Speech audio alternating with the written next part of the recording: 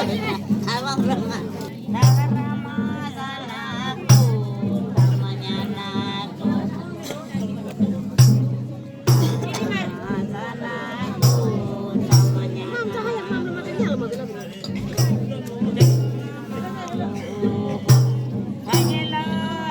हाम्रो यता 80 वर्षको मम्मीलाई चाहिँ यता डम्बु समातेर हाम्रो तामाङ सेलुकी चाहिँ गइरहनु भएको छ है। हाम्रो मम्मीले चाहिँ उहाँ बिचरा हाम्रो मम्मीले डम्बु समातेर एकदम रमाइलो है। हामी चाहिँ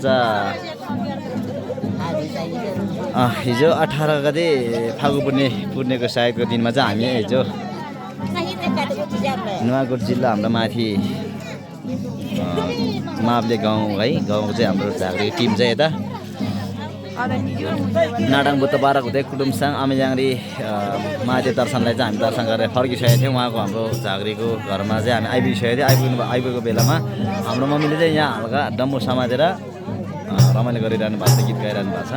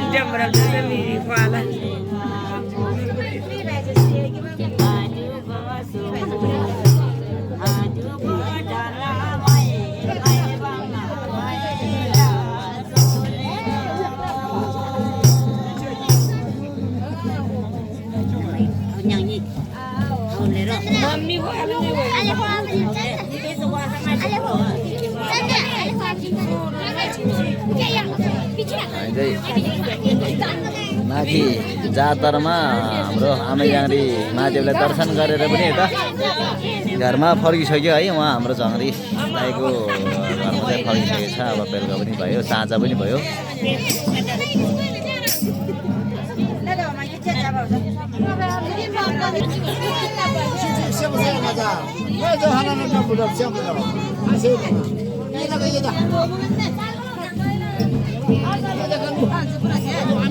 हाम्रो गाउँघरको रीतिरिवाजमा चाहिँ यस्तो खबर लाएर है, जातर जानुपर्छ, मेरो जानुपर्छ।